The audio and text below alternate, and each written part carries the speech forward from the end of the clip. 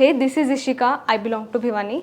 मैंने गुरु कृपा career institute Sikar से कोचिंग लिया है और मैंने 716 मार्क्स ही स्कोर करे हैं। मेरा AIR रैंक 75 है, ऑल इंडिया रैंक, और मेरा कैटेगरी रैंक जनरल में 48 है।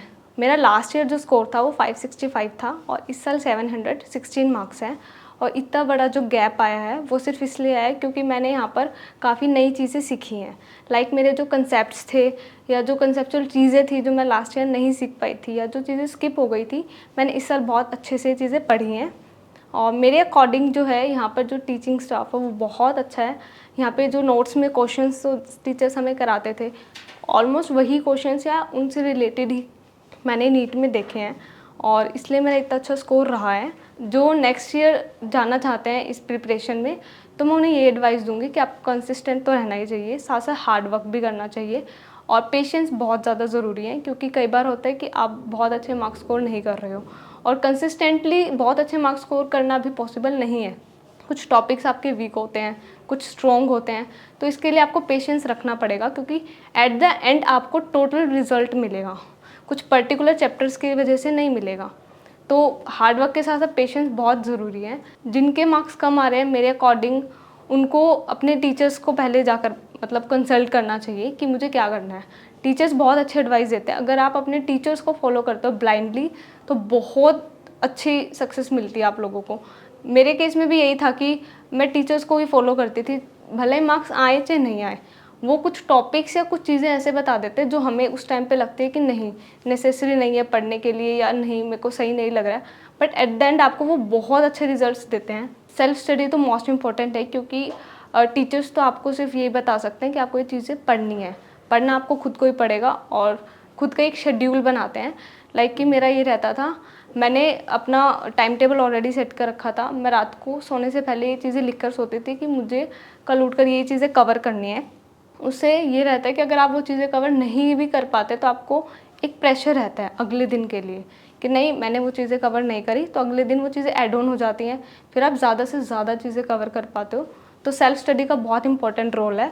सेल्फ स्टडी के बिना तो आप ये चीज़ें नहीं कर सकते हो करेक्ट। इन केस अगर आपके मार्क्स कम भी रह रहे हैं तो आप डीमोटिवेटेड मत होइए। इन केस अगर आप फील भी कर रहे हैं तो घर वालों से बात कर लीजिए क्योंकि मोटिवेशन बहुत इंपॉर्टेंट है।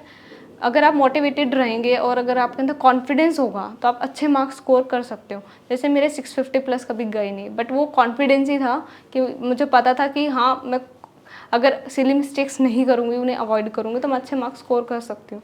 सबसे मोस्ट इंपॉर्टेंट चीज़ ये है कि अपना स्लीपिंग पैटर्न डिस्टर्ब मत करना किसी दूसरे को देखकर। हर टॉपर की अपनी अपनी स्ट्रेटर्जी होती है और तुम अपनी स्ट्रेटर्जी बनाओ, डोंट फॉलो अदर्स। इससे क्या होता है, मैंने दूसरे टॉपर्स को देखकर अपनी स्लीप साइकिल में 4 घंटे की स्लीप कर ली, फिर 5 घंटे की कर ली।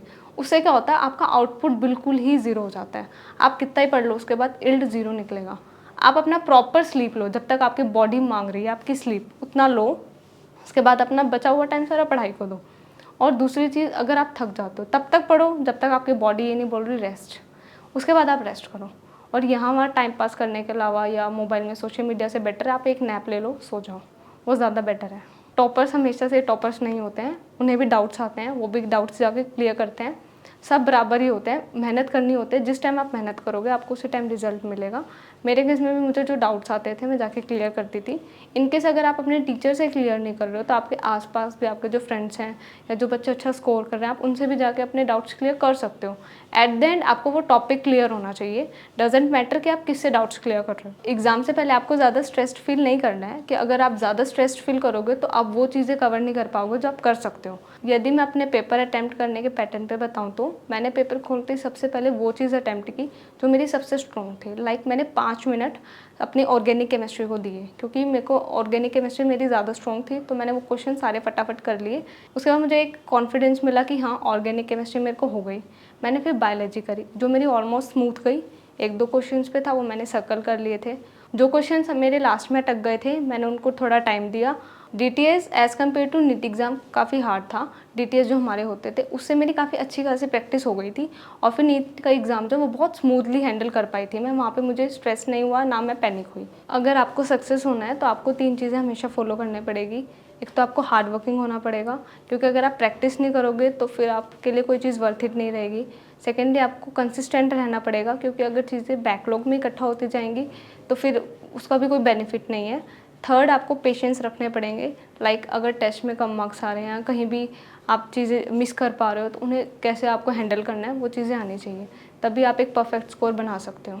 यहाँ से जाने के बाद ऑब्वियसली गुरु कृपा को तो बहुत मिस करेंगे, स्पेशली यहाँ के DTS को और बुटानिया सर को, उन्होंने बहुत सपोर्ट करा है। और at the end all the best from my side, best wishes. अच्छे से हार्ड वर्क करना ताकि आप भी मेरी तरह ही इंटरव्यू दो, यहाँ पे पोस्टर्स में आपके फ़ोटोज़ आए और आप मेरे नेक्स्ट ईयर जूनियर बनो। Thank you. मेरी गुरु कृपा मेरी पहचान। Wish you all the best for your better journeys. Bye bye.